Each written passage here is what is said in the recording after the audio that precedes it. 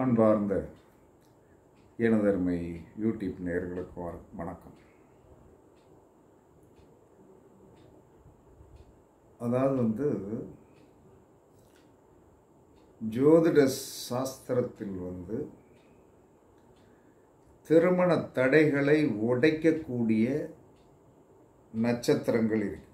திருமண தடைகளை உடைக்கக்கூடிய நட்சத்திரங்கள் இருக்கிறது. திருமண தடைகளை உடைக்கக்கூடிய யோகங்கள் இருக்கு.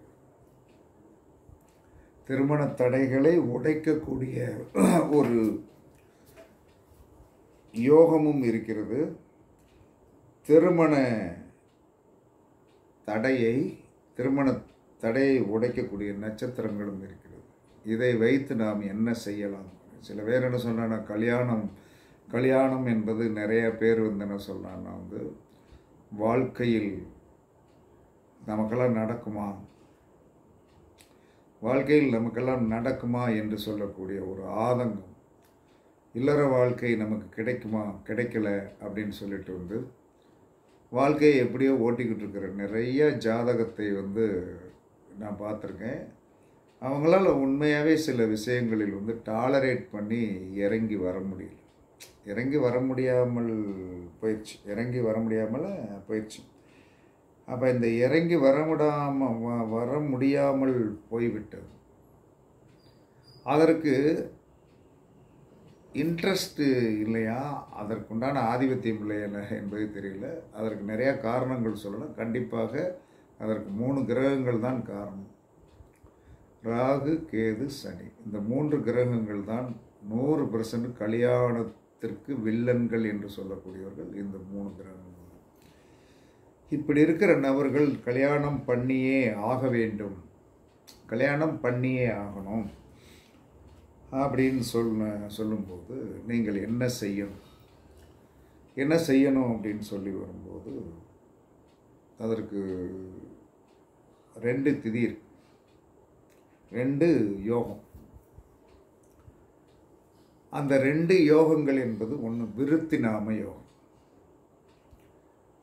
இன்னொன்று துருவநாம யோகம். இந்த விருத்திநாம யோகம், துருவநாம யோகம், இந்த நாம யோகத்தில் ஒரு மனிதன், விருத்திநாம யோகம், துருவநாம யோகம், அதற்கடுத்து பூர நட்சத்திரம், உத்தர நட்சத்திரம்.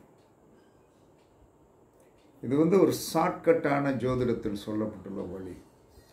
இந்த விருத்திநாம யோகம், துருவநாம யோகம், பூர நட்சத்திரம், உத்தர நட்சத்திரம், இந்த 4 நாள் உலகத்தில் என்ன சொல்றாங்கன்னா, என்ன செய்யணும்? இந்த திருமணமாகாத கன்னி பெண்களும் திருமணமாகாத ஆண்களும் அவர்கள் இந்த 2 நட்சத்திரம் 2 யோகத்தை கையில் எடுக்கணும். கையில் எடுத்து என்ன செய்யணும் அப்படின்னா, விருத்திநாம யோகம் வருகின்ற அன்று விரதம் இருக்கும். விருத்திநாம யோகம் வருகின்ற அன்று விரதம் இருக்கும். விரதம் இருந்து காலையில் உணவு காலையில் 6 மணிக்கு சாப்பிடக்கூடாது. 6 மணிலேருந்து டீ வேணால் அன்றைக்கி பல்ல விளக்கிட்டு சாப்பிட்டுக்கலாம். அதுக்கு பிறகு என்ன சாப்பிடக்கூடாது. கொஞ்சம் இடையில பசி தாங்கலைன்னா ஏதாவது ஜூஸ் குடிச்சிட்டு இருந்துட்டு மாலை 4 மணிக்கு மேலே போய் பெருமாள் கோவிலில் என்ன சொல்லணும், துளசி மாலை வாங்கி போட்டு நல்லா கொஞ்சம் பச்சை கற்பூரம் வாங்கி கொடுத்துட்டு பூசாரிக்கு என்ன சொல்லணும், 101 ரூபா தட்சணை கொடுக்கணும். 1 ரூபா 2 ரூபா 101 ரூபா, 100 ரூபாய் 2 வெத்தலை, ஒரு பாக்கு, 100 ரூபா நோட்டு, ஒரு காயின்ஸ் வச்சு அவருக்கு 2 நாட்டு வாழைப்பழம் ஒரு தாம்பாளத்தில் கொண்டு போங்க, வச்சு வாங்கிக்கிடுங்க. சந்தோஷமாக எடுத்துக்கொள்வார். அப்போ திருமணமாகாத ஆண் ஆணாக இருந்தாலும் பெண்ணாக இருந்தாலும் விருத்திநாம யோகத்தில் விரதம் இருந்து கோவிலில் போய் சாயந்தரம் சாமி கும்பிட்டுட்டு பெருமாளுக்கு துளசி மாலை வாங்கிட்டு பச்சைக்கற்பூரம் வாங்கி கொடுத்துட்டு ஒரு தாம்பாளத்தை கொண்டு போங்க. தாம்பாளத்தை கொண்டு போங்க. சின்ன தாம்பாளமாக அழகான தாம்பாளம் எடுங்க. அந்த தாம்பாளத்தில் வந்து என்ன சொன்னால் 2 நாட்டு வாழைப்பழம் 100 ரூபா, 2 நாட்டு வாழைப்பழம், 2 வெத்தலை, ஒரு பாக்கு, ஒரு 100 ரூபா, முழு 100 ரூபாயாக இருக்கணும். 50 வைக்கக்கூடாது. ஒரு பாக்கு வச்சு 1 ரூபா 101 ரூபா வச்சு சின்ன தாம்பாளம் புதுசாகவே எடுங்க. அதை அப்படியே கொண்டு போய் கொடுத்துட்டு, தாம்பாளம் எனக்கு திரும்ப வேண்டாம், நீங்களே வச்சுக்கிடுங்க. மிஞ்சி போனால் தாம்பாளம் என்ன 50 ரூபாய்க்கு சின்ன தாம்பாளம். அது என்ன எதில் எடுக்கணும்னு என்ன சொல்கிறேன்னா வந்து பித்தளையில் தான் எடுக்கணும், சில்வரில் எடுக்கக்கூடாது. கொடுத்துட்டு வந்துடணும். இப்படி ஒவ்வொரு விருத்தி நாம யோகத்திற்கும் ஒரு மனிதன் தன்னுடைய திருமண வாழ்க்கை நல்லபடியாக நமக்கு அமையணும், அதில் இருக்கிற கோளாறுகள் நீங்கணும் அப்படின்னு நினைக்கிறவங்க ஒவ்வொரு விருத்தி நாம யோகத்தன்னைக்கு இதை செய்யுங்க. அதுக்கடுத்து துருவநாம யோகம். இந்த துருவநாம யோகம் ஓடும்போது துருவநாம யோகத்தோடைய யோகி கேது. அப்போ துருவநாம யோகத்தில் விரதம் இருங்க. காலையிலேருந்து சாயந்தரம் 4 மணி வரைக்கும் இருங்க. 4 மணிக்கு மேலே என்ன சொல்லலாம்னா வந்து விநாயகர் கோவிலுக்கு போங்க, அருகம்புல் மாலை வாங்கி போடுங்க. அருகம்புல் மாலை கண்டிப்பாக வேணும்.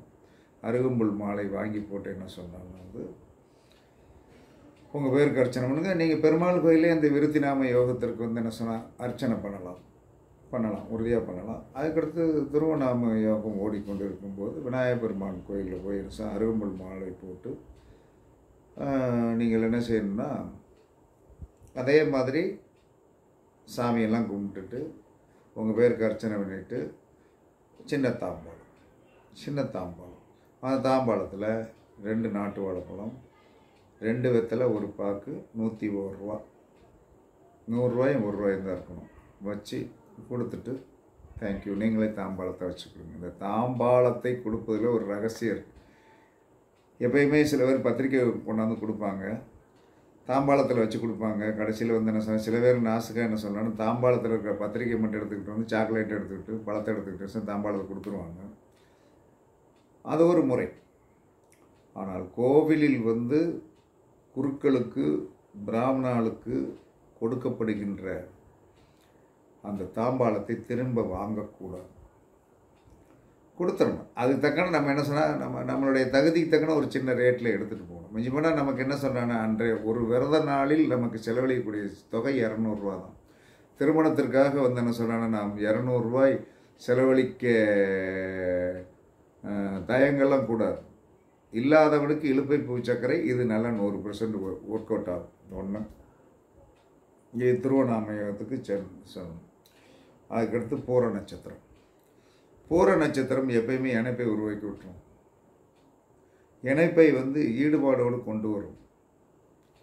அப்போ இந்த பூர நட்சத்திரம் ஓடிக்கொண்டு இருக்கும்போது விரதம் இருந்து பூர நட்சத்திரம் விரதம் இருக்கணும். விரதம்னா உபவாசம் இருந்து தான். பூர நட்சத்திரம் ஓடிக்கொண்டு இருக்கும்போது வந்து என்ன சொன்னால் விரதம் இருந்து மகாலட்சுமி தாயார் எந்த கோயிலில் இருக்கிறாங்களோ அந்த பூர நட்சத்திரம் வருகின்ற விரதம் இருந்து 4 மணிக்கு மேலே கோயிலுக்கு போய் ஏதாவது ஒரு கோயிலில் மகாலட்சுமி வச்சுருப்பாங்க, இருக்கும். அங்கே போய் வந்து என்ன சொன்னால் நான் வந்து ஒரு மல்லிகைப்பூ மாலை வாங்கி போட்டு உங்கள் பேருக்கு அர்ச்சனை பண்ணிவிட்டு அதே மாதிரி என்ன சொன்னால் வந்து 2 நாட்டு வாழைப்பழம், 2 வெத்தலை, ஒரு பாக்கு, ஒரு 101 ரூபா தட்சணை தாம்பாளத்தோடு வந்து அவங்களுக்கு கொடுத்து உங்கள் பேருக்கு அர்ச்சனை பண்ணிவிட்டு நீங்கள் தாராளமாக வந்துடலாம். அதுக்கடுத்து பூரத்துக்கு அடுத்து உத்திரம் வரும். உத்திரம் வரும்போது என்ன சொன்னோன்னா இதே மாதிரி நீங்கள் என்ன செய்யணும்னா சிவன் கோயிலுக்கு போகணும். சிவன் கோயிலில் போய் வந்து என்ன சொல்லலாம்னா வந்து சிவனுக்கு வில்வ மாலை போடணும். கண்டிப்பாக வில்வ மாலை போடணும். வில்வ மாலை போட்டு வந்து என்ன சொன்னான்னா வந்து உங்கள் பேருக்கு நல்லா நீட்டாக அர்ச்சனை பண்ணணும். அர்ச்சனை பண்ணிவிட்டு அங்கே இருக்கிற பூசாரிக்கு வந்து என்ன சொன்னால் 2 வெத்தலை ஒரு பாக்கு 101 ரூபா தட்சணை ப்ளஸ் 2 நாட்டு வளர்க்கலாம் வச்சு கொடுத்துட்டு ஒரு 24 நிமிஷம் அங்கே உட்கார்ந்துருந்துட்டு, எந்த கோயிலுக்கு போனாலும் 24 நிமிஷம் சம்மணம் போட்டு ஜம்முன்னு ஏதாவது தூணில் சாஞ்சு உட்காந்துருங்க. அங்கே இருக்கிற வந்து என்ன சொன்னோன்னா வைப்ரேஷன் வந்து கண்டிப்பாக எல்லா கோயில்களையும் ஒரு வைப்ரேஷன் இல்லாமல் இருக்காது. ஏன்னா அங்கே நித்திய பூஜைகள் வந்து இன்றைக்கு வரைக்கும் எந்த கோயிலையும் நித்திய பூஜைகள் இல்லாமல் உணவு படைக்கப்பட்டு கொண்டு தான் இருக்கிறது. அதில் எந்த வித மாற்று கருத்தும் கிடையாது. அப்போ வந்து என்ன சொல்கிறேன்னா வந்து இதை நீங்கள் இந்த மாதத்தில் 4 தடவை செய்யலாம். 4 தடவை என்ன சொன்னேன்னா வந்து ஒரு 8 நாளைக்கு ஒருக்க இல்லாட்டி 7 நாளைக்கு ஒருக்க இந்த மாதிரி ஒரு சூழ்நிலைகளை நீங்கள் வகுத்து உங்களுடைய உடம்பில் இருக்கிற அந்த நெகட்டிவ் ஆஃப் திருமண தடைகளை கொடுக்கக்கூடிய ஒரு விஷயமுடைய கிரகங்கள் வந்து என்ன சொன்னோன்னா இந்த விரத முறைக்கும் இந்த தெய்வங்கள் ஒரு இடத்துல என்ன செய்யணும், பெருமாளை போய் பிடிக்கிறோம், ஒரு இடத்துல முருகனை பிடிக்கிறோம், ஒரு இடத்துல மகாலட்சுமி தாயாரை பிடிக்கிறோம், ஒரு இடத்துல சிவபெருமானை பிடிக்கிறோம். இதை நீங்கள் நடைமுறைப்படுத்தி செய்யும்போது என்ன நடக்கும் அப்படின்னா, நீங்கள் நினைத்த திருமணம் நடக்கும். நீங்கள் நினைச்ச திருமணம் நடந்துடும். நீங்கள் அந்த திருமணத்தை வந்து இந்த மாதிரி வந்து என்ன சொல்லலான்னா நடக்கும். அதில் எந்த மாற்றமே கிடையாது, உறுதியாக நடந்துடும். எந்தவித அதில் பாகுபாடும் இல்லாமல் எப்படியோ அந்த திருமணம் வந்து உங்களுக்கு கைகூடும் என்று சாஸ்திரம் சொல்லுகிறது. நான் சொல்லலை, சாஸ்திரம் சொல்லுகிறது. இதை நீங்கள் நடைமுறைப்படுத்த என்ன சொல்கிறேன், படுத்தி பாருங்க. இது வந்து ஒரு பெரிய எங்கேயோ வந்து நீங்கள் வந்து என்ன சொல்கிறேன்னா வந்து எவ்வளோ டிஸ்டன்ஸ் போகணும், காசிக்கு போகணும், கன்னியாகுமரி போகணுங்க அதெல்லாம் சொல்லலை. உங்கள் ஊர் பக்கத்தில் இருக்கிற ஒரு கோயில்களை நீங்கள் பார்த்து வச்சுருங்க. எப்படி எல்லார் வீட்லேயும் 2 வீலர் இருக்கும், போகிறீங்க, இதை செய்கிறீங்க, அவ்வளோதான். ஒரு திருப்தி இருக்கும். கண்டிப்பாக உங்களுக்கு வந்து மன வாழ்க்கை என்று சொல்லக்கூடியதில் உங்களுடைய 50 வயதான நபர் கூட வந்து என்ன சொல்கிறான்னா 45 வயது பெண்ணை அமைவதற்குண்டான வாய்ப்பு உண்டு. 60 வயது ஒரு திருவனந்தபுரத்துலேருந்து ஒரு குருக்கள் தனக்கு பெண் வேணும் அப்படின்னு கேட்குறாரு. பெண் வேணும்னு கேட்டுட்டு என்ன சொல்கிறாரு வந்து சரி பண்ணி கொடுப்போம் அப்படின்னு சொன்னோம்னா, அதுக்கு பிறகு வந்து என்ன சொல்கிறாருன்னா வந்து அவர் பேசவே இல்லை. அது அவருடைய தலையெழுத்து, இது அவருடைய தலையெழுத்து. அது வந்து ஒன்றும் பண்ண முடியாது. முடியுமா அப்படின்னா முடியும். இணை என்பது வந்து எப்போ வேணாலும் சேர்க்க முடியும். ஆனால் வளர்ச்சி இருக்காது. சேர்த்துக்கலான்னா ஒரு பந்தத்தை உருவாக்கி கொள்ளலாம். சமையல் பண்ணுவதற்கு, சாப்பாடு ரெடி பண்ணி கொடுப்பதற்கு இதுக்கு பண்ணிக்கலாம். மற்றபடி என்ன சொன்னான்னா வந்து குழந்தை சார்ந்த அதெல்லாம் நடக்காது. அதனால் இந்த மாதிரி செய்யுங்க. 2வது, ஒரு திருமணம் வெற்றி பெற வேண்டும். எல்லாத்துக்குமே ஒரு காமனாக வந்து திருமணம் வெற்றி பெற வேண்டும் என்று சொன்னால் விருத்தி நாம யோகத்திலும் துருவநாம யோகத்திலும் பூர நட்சத்திரம் உத்தர நட்சத்திரம் ஓடிக்கொண்டிருக்கும் போது பெண் பார்க்கும் படலத்தை வையுங்கள். கண்டிப்பாக அந்த கல்யாணம் நடந்துடும். இந்த நட்சத்திரங்களுக்கு இவ்வளோ பவரா அப்படின்னா உண்மையாகவே பவர் உண்டு. இந்த நட்சத்திரங்களுக்கு உண்மையாகவே இவ்வளவு பவர் உண்டு. இதை யார் என்ன சொல்கிறாங்கன்னா எடுத்து இயம்பணும். ஒவ்வொரு நட்சத்திரத்திற்கு உண்டான வேலீடை வந்து என்ன சொல்கிறாங்கன்னா வந்து நம்ம வந்து உண்மையாகவே இருக்கிறது. என்ன காரணம்னா, பூர நட்சத்திரத்துடைய மிருகம் வந்து என்னது, எலி, பெண்ணெலி. இந்த பெண்ணெலியோடைய உண்மையான தன்மை என்ன சொன்னால் 30 நாளைக்கு ஒருக்க குட்டி போடும். 30 நாளைக்கு ஒருக்க குட்டி போடும். குட்டி போட்டு முடிந்த மறுநாள் கன்சீவ் ஆயிடும், திரும்ப குட்டி போடும். ஓகேவா?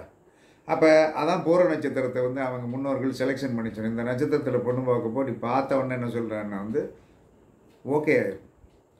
உத்தர நட்சத்திரத்துடைய மிருகம் என்னது, காளை. எந்த காளையிடம் ஒரு பசுமாட்டை கொண்டு போய் வந்து புணருவதற்கு விட்டாலும் ஒரே தடவை தான். போன வட்டம் சென்னைக்கு கொண்டு போனேன், இந்த வட்டம் செனை பிடிக்கல, இந்த வட்டம் சென்னைக்கு கொண்டு போகிறேன்னு என்னைக்காவது வந்து நம்ம பசுமாட்டை கொண்டு போயிருக்கோமா? ஒரே தடவை தான். காளையிடம் ஒரு தடவை போனாச்சு, அதுக்கடுத்து 10ஆம் மாதம் கண்ணுக்குட்டியை தான் பார்க்கலாம். அதனால தான் அறிவு சார்ந்த நம்ம முன்னோர்கள் இதெல்லாம் வந்து என்ன சொல்கிறாங்கன்னா வந்து இந்த நட்சத்திரத்தில் பொண்ணு பார்க்க போ. ஏன்னா விருத்தின்னா என்ன சொல்கிறான்னா வந்து விருத்தி, அது விருத்தி ஆயிரும். துருவம் என்று சொன்னால் துருவ நட்சத்திரம், துருவம் என்று சொன்னால் துருவ நட்சத்திரம். கடலில் வந்து என்ன சொல்கிறான்னா வந்து திசை தெரியாத இடத்தில் அந்த திசையை பார்த்து ஓட்டுவதற்கு அந்த துருவ நட்சத்திரத்தை பார்த்து தான் மாலுமிகள் அந்த காலத்தில் வந்து இந்த மெக்கானிசம் கண்டுபிடிக்காத காலத்தில் எதை பார்த்து வந்தார்கள்? அந்த கலங்கரை விளக்கை பார்த்தும் துருவ நட்சத்திரத்தை பார்த்தும் தான் வந்தார்களே தவிர, அதனால தான் இந்த இந்த நட்சத்திரத்தை வந்து என்ன சொல்கிறான்னா பெண் பார்க்கும் படலத்திற்கு வந்து என்ன சொல்கிறான்னா இந்த 2 யோகங்கள் இந்த நட்சத்திரங்கள் வந்து என்ன சொல்கிறான்னா வந்து பெண் பார்க்கும் படலத்திற்கும் நீங்கள் பயன்படுத்தினீர்கள் என்று சொன்னால், கல்யாணம் நடக்காத சகாக்கள் இந்த நட்சத்திரத்தில் விரதம் இருந்து செயல்பட்டீர்கள் என்று சொன்னால் 100% நீங்களும் மன வாழ்க்கைக்குள் நுழைந்து அந்த இல்லறத்தில் இணைந்து குழந்தை குட்டிகளோடு வாழ்வதற்கு இந்த நாளும் உங்களுக்கு ஒரு பெரிய வெற்றியை கொடுக்கும். 2 யோகம் 2 நட்சத்திரம், இது பெரிய வெற்றியை கொடுக்கும். இந்த வெற்றி ருசித்து பாருங்கள், பயன்படுத்தி பாருங்கள். கண்டிப்பாக கல்யாணம் நடந்தால் அது இறைவனுக்கு நன்றி சொல்லுங்கள். சொன்ன எனக்கெல்லாம் வேண்டாம், இறைவனுக்கு நன்றி சொல்லுங்கள். நல்லா இருங்க, வாழுங்கள். எங்கேயுமே ஒன்று நினச்சிடுங்க. என்னை பொறுத்தளவில் யாரும் வந்து என்ன சொல்கிறான்னா வந்து இந்த வீடியோ போடுற ஒரு 10 பேர் வரணுங்கிற நோக்கத்துல எல்லாம் போடுறதெல்லாம் கிடையாது. என்ன காரணம்னா, அப்படி ஒரு நிலைமை எனக்கு நான் உருவாக்கிட மாட்டேன். இன்றைக்கி வரணும், இந்த வீடியோ போடுறோம், இந்த வீடியோ போட்டோம்னா ஒரு 10 பேர்னாலும் வருவாங்களான்னு எதிர்பார்க்கலாம் மாட்டேன். பார்த்து பயன்பெறட்டும். நீங்கள் பார்த்து பயன் பெற எனக்கு எங்கோ இருந்து வந்து என்ன சொல்கிறான்னா வந்து ஒரு ஊற்று வந்து கொண்டே இருக்கும். அந்த ஊற்று, அந்த தண்ணீர் எனக்கு வந்து என்ன செய்ய இல்லாமல் போகாது. அந்த ஊற்றில் நான் தண்ணி எடுத்து குடிச்சிட்டே இருக்கும். ஒவ்வொரு நாள் நான் வீடியோ போட நேரடியாக இதிலிருந்து வருமானம் வர வேண்டும் என்று சொல்லக்கூடிய நோக்கம் எனக்கு இருக்காது. எனக்கு வரும், அவ்வளோதான். 6 நாள் ஆஃபீஸ் போவேன், ஒரு நாள் வீட்டில் இருப்பேன், நல்லா தூங்குவேன். இந்த 4 மணிக்கு மேலே எழுந்திரிச்சு இந்த வீடியோ போட்டுட்ருக்கேன். 2 போட்டு 3 போடுவேன். ஒரு மணி நேரம் பேசக்கூடிய ஒரு வீடியோ ஒரு 6 ஷார்ட்ஸ் போதும். இன்றைக்கி முடிஞ்சால் லைவ் பண்ணுவேன். பண்ணிவிட்டு என்ன சொல்கிறேன், நான் கண்டிப்பாக ஒரு வெற்றியான இந்த மாதிரி நல்ல மக்கள் யாரும் பார்த்து பயன்பெறட்டும் அப்படின்ட்டு வந்து நான் வந்து சொல்லிட்டு போயிட்டே இருப்பேன். ரெமிடியும் சொல்லிடுவேன். அவங்க பார்த்து பயன்பெற்றுவிட்டு போகிறார்கள். இன்னொன்று, இந்த 12 மணிக்கு நைட்டெல்லாம் ஃபோன் அடிக்கிறது, இதெல்லாம் தயவுசெய்து உங்களுடைய ஆர்வக்கோளாறு வந்து தவறாயிடும். நேற்று நைட்டு 12 மணி 12:30 மணிக்கு ஒருத்தர் ஃபோன் அடிக்கிறார், தவறு. இன்னொருத்தர் வந்து என்ன 12:30 மணிக்கு ஃபோன் அடிக்கிறார். இதெல்லாம் வந்து தவறு. அது வந்து அப்படியெல்லாம் யாரும் செய்யாதீங்க.